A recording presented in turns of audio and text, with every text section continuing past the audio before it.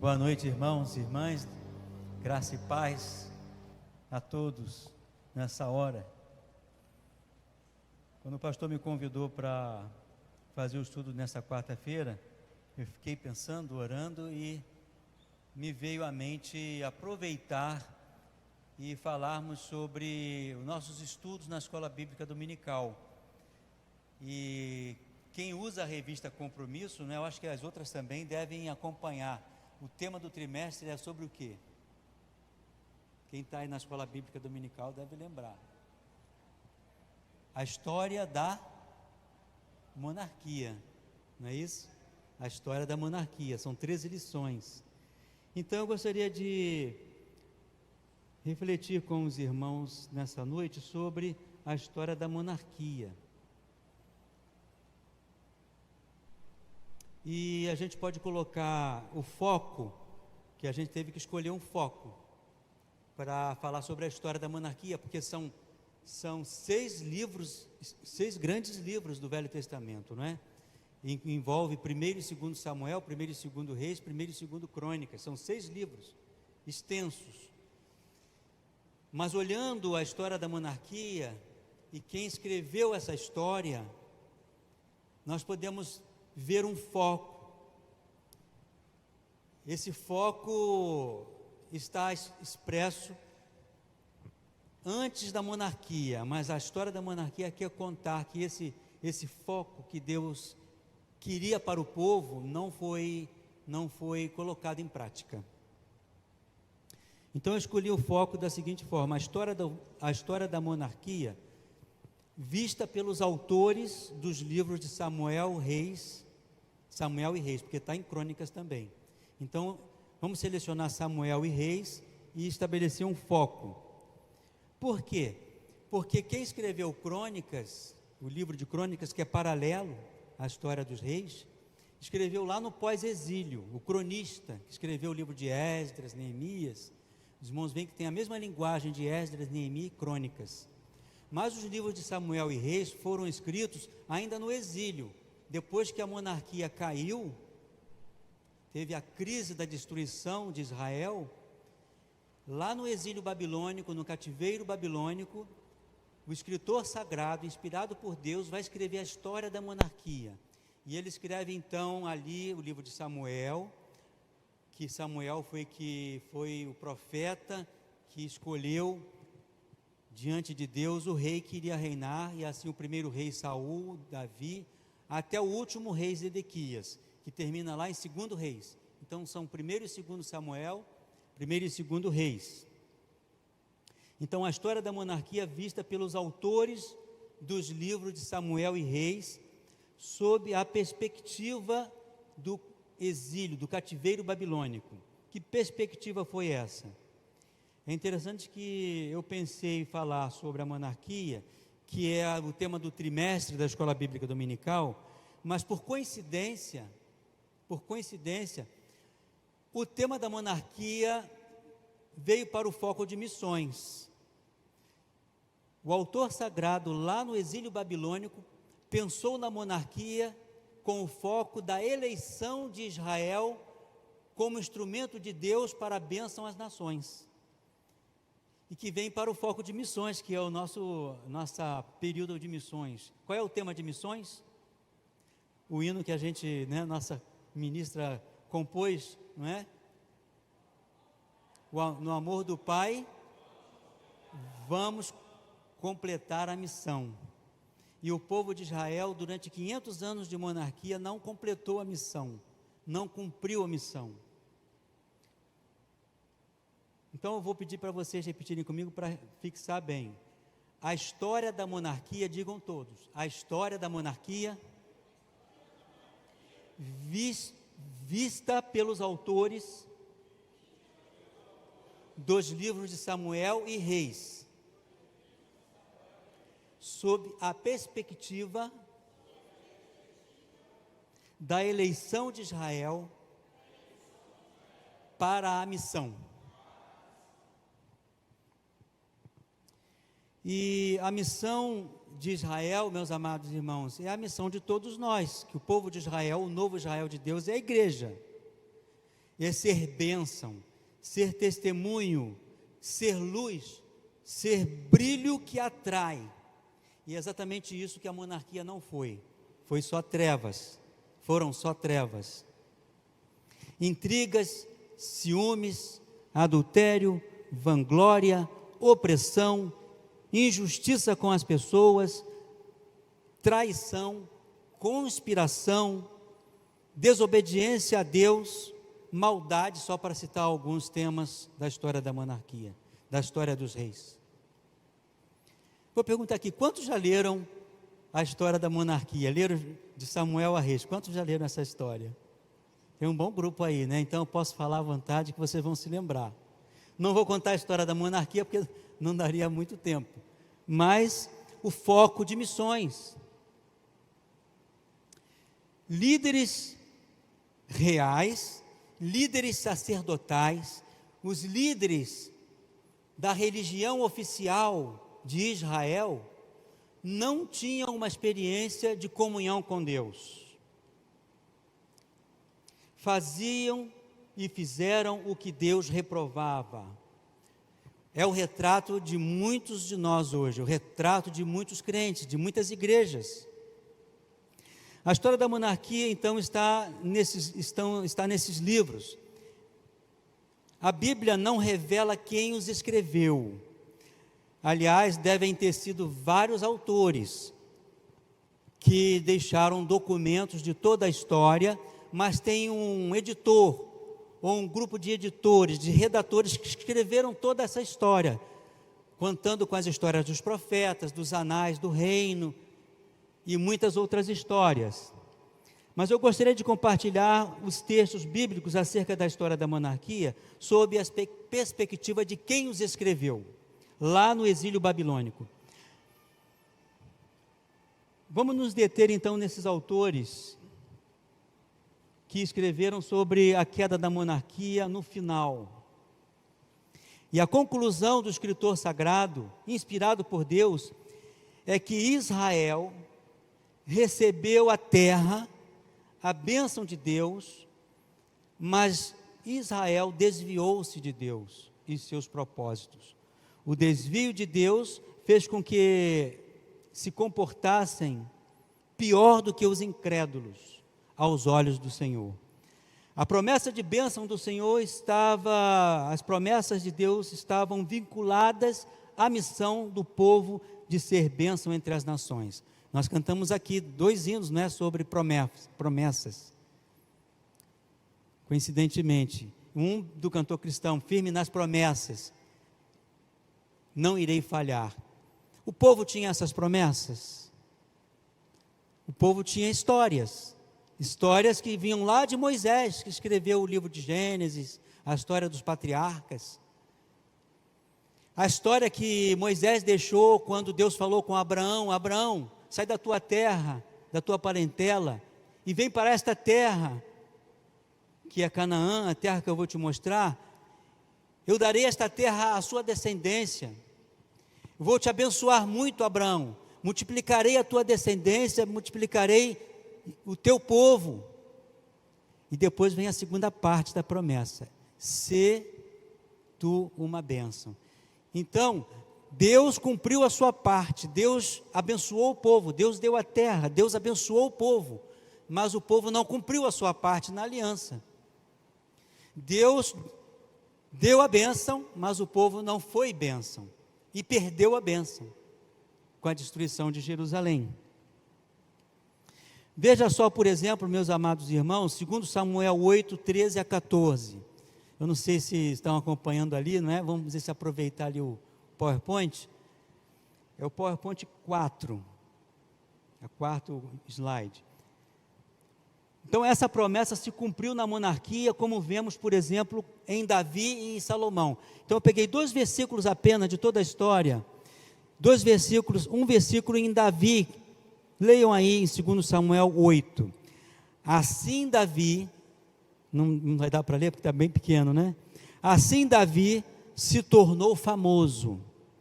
Depois disso, estabeleceu guarnições em Edom. E todos os edomitas tornaram-se servos de Davi. e o Senhor lhe dava vitória por onde quer que fosse. E com Salomão, em 1 Reis 4, diz assim: o povo de Judá e de Israel era tão numeroso como a areia da praia. Eles comiam, bebiam e se alegravam.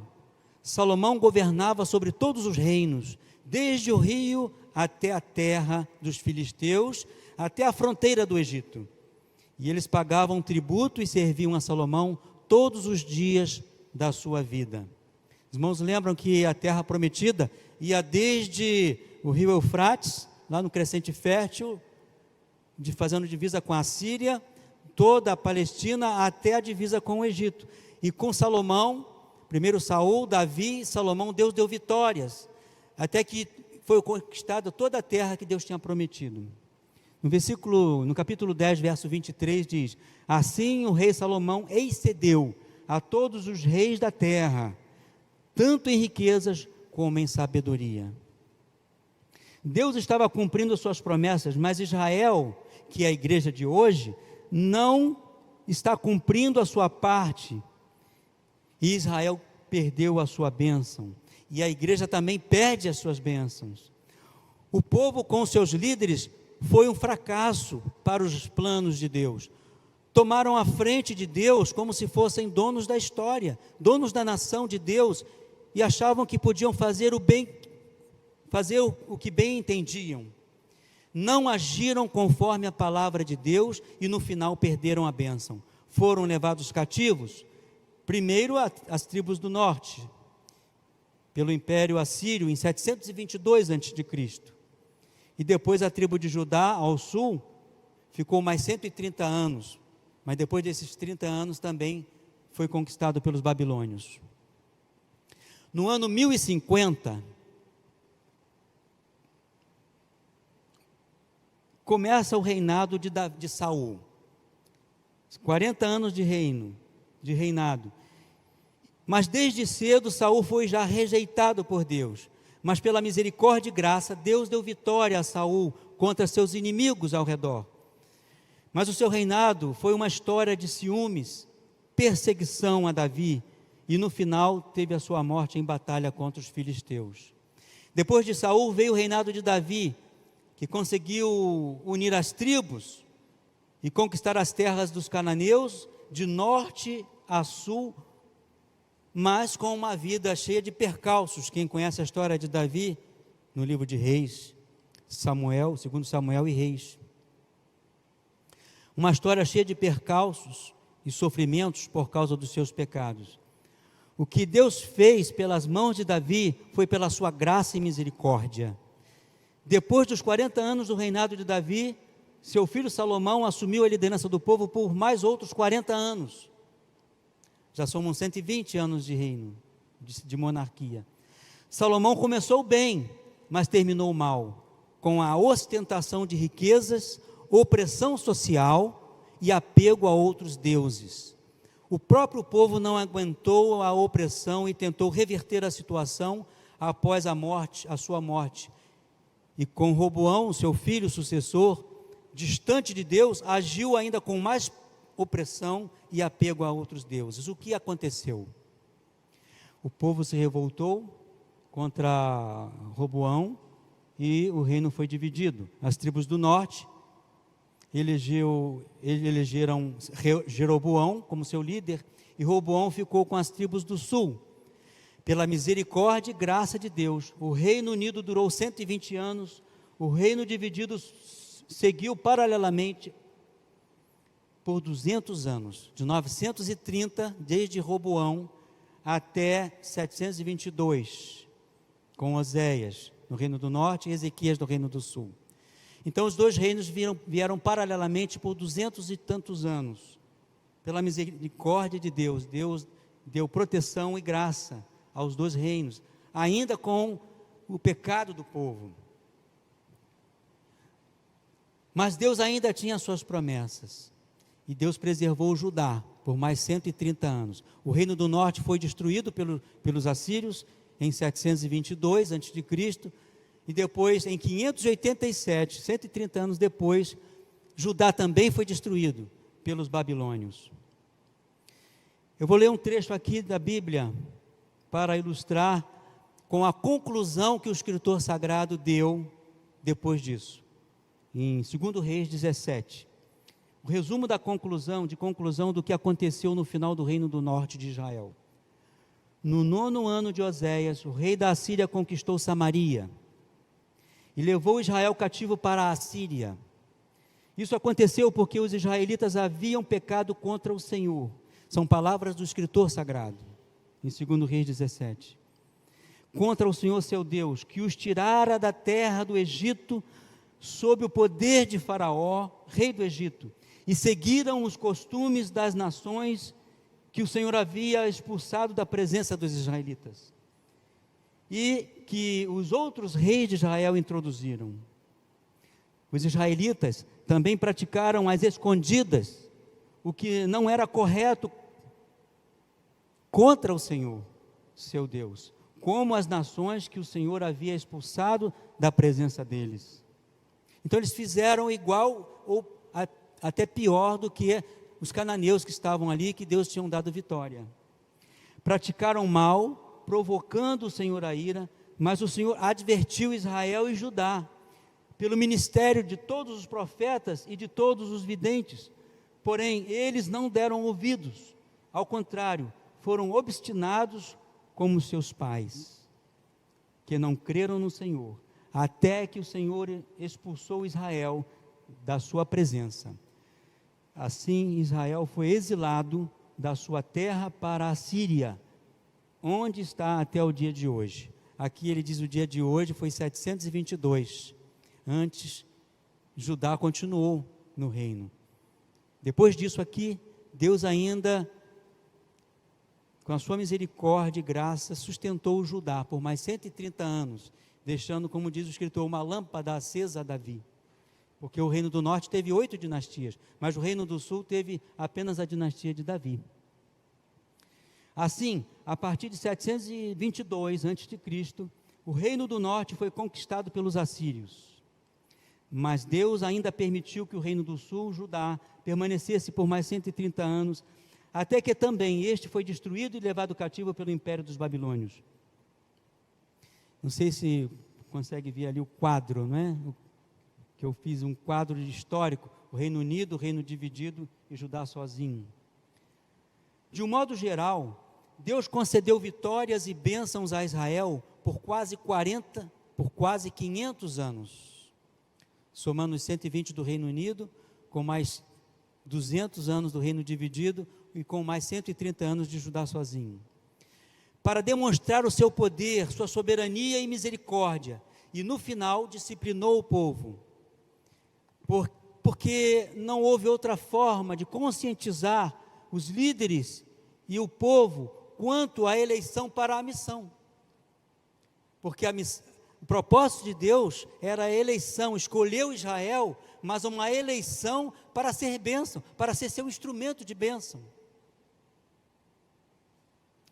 Porque Israel, durante tanto tempo, não teve uma clara consciência da sua eleição para ser bênção no mundo? São 500 anos. As tribos, irmãos, antes, desde Moisés, as tribos de Israel, que são os patriarcas, os 12 filhos de Jacó, as tribos que conquistaram ali Canaã e depois foram unidas por Davi, e depois se dividiram as tribos do norte, as 10 tribos com Jeroboão, e ao sul só Judá, com Benjamim e Simeão. As tribos, elas tinham laços de fé, que vinham nas tradições, nas confissões de fé, que vieram de Abraão até Moisés, e depois todo o período dos juízes, que foram 200 anos ou mais. As tribos já tinham tradições, confissões, declarações de fé, mas eram apenas rituais, eram apenas confissões de histórias. Eles não tinham experiência da comunhão com Deus, por isso não se conscientizaram da missão.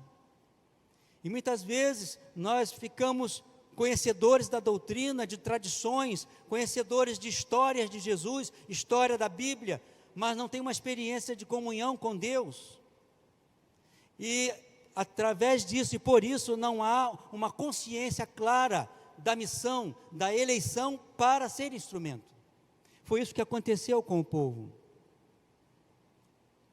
As tribos tinham laços de fé no mesmo Deus que libertou do Egito, que os sustentou e protegeu pelo deserto, mas a experiência com Deus, dos patriarcas, do Deus de Moisés, não passou de histórias.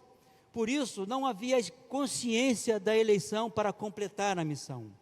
Não havia uma transformação do coração para agradar a Deus, obedecendo a sua palavra e servi-lo de uma forma como ele desejava. Servi-lo de uma forma como ele desejava. Somente depois do período de juízes, por mais ou menos 200 anos, a história ressalta o exemplo da vida de Samuel.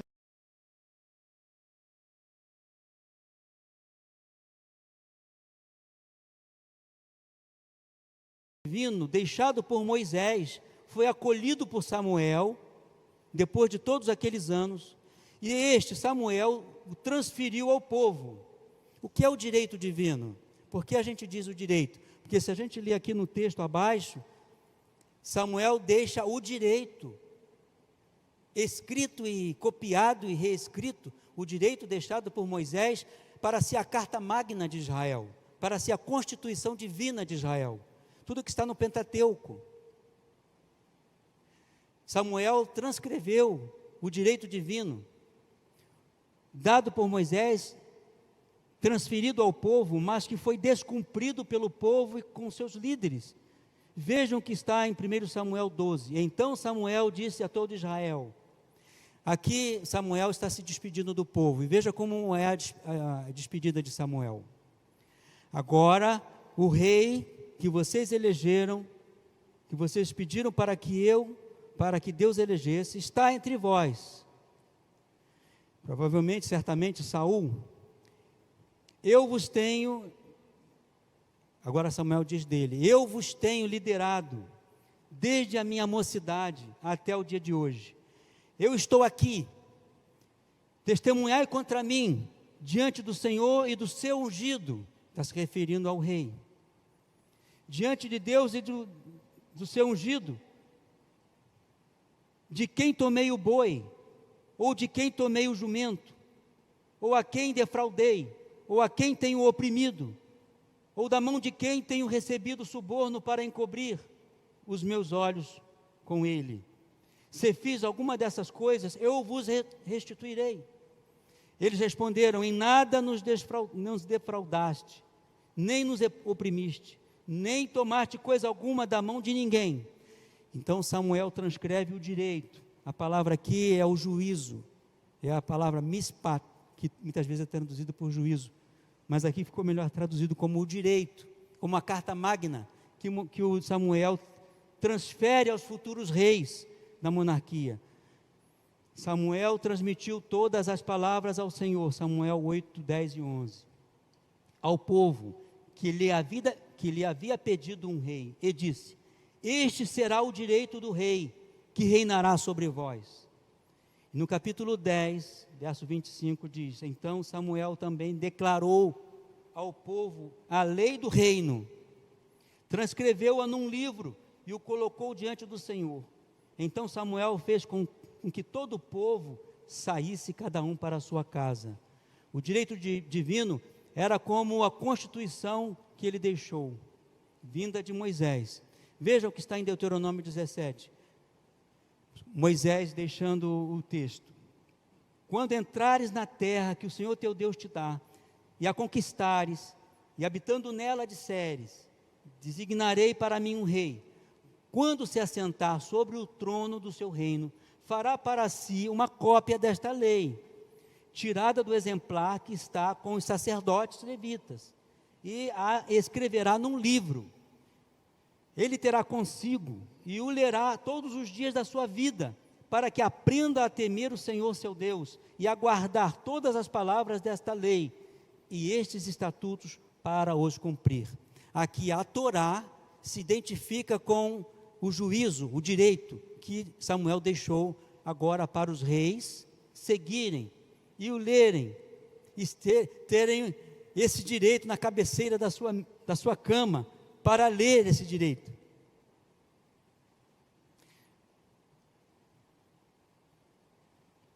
nós não sabemos exatamente o quanto das leis sociais que estão nos livros de Moisés foram entregues por Samuel. Mas o direito deixado aos reis da monarquia tinha um status de lei divina. Mas, nos 500 anos de monarquia, poucos reis obedeceram, andaram fora das 4 linhas de Moisés. Sacerdotes e líderes ensinavam o povo a cobiça, a injustiça, a maldade e a viver na dependência de outros deuses. O Senhor não era suficiente para eles e não era dono da vida deles. Amavam os prazeres do mundo, ainda que pusessem em risco a pureza de coração e dos seus atos. Na época da monarquia, as leis cerimoniais do âmbito institucional do culto foram seguidas pelos sacerdotes, mas os ensinamentos de Deus acerca do comportamento pessoal, do comportamento social e interpessoal, da justiça, da misericórdia, foram âmbito de uns poucos, que tinham os testemunhos que Moisés deixou.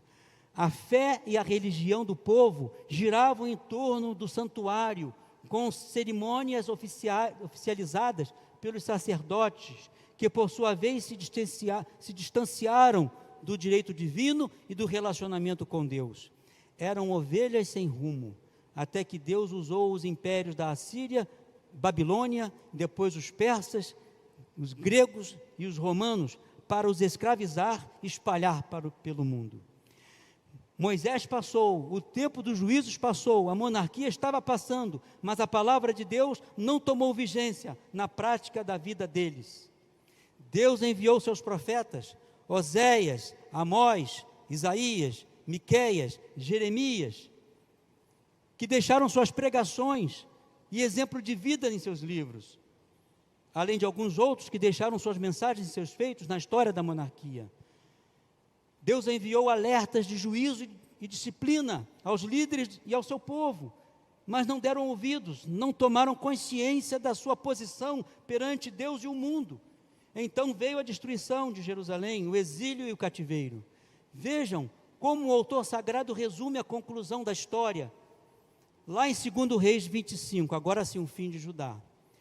No dia 7 do 5º mês do 19º ano do reinado de Nabucodonosor, rei da Babilônia, Nebuzaradã, capitão da guarda, servo do rei da Babilônia, foi para Jerusalém e queimou o templo do Senhor e o palácio do rei. Queimou também todas as casas de Jerusalém e todas as casas vistosas e derrubou os muros em redor de Jerusalém.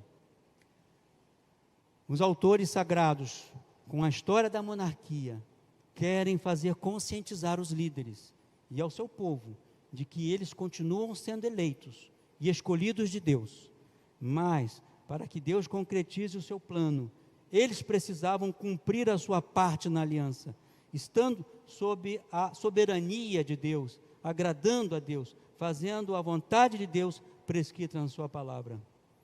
A história da monarquia quer ensinar o que agrada e o que não agrada ao Senhor, para que, como povo eleito, possamos completar a missão.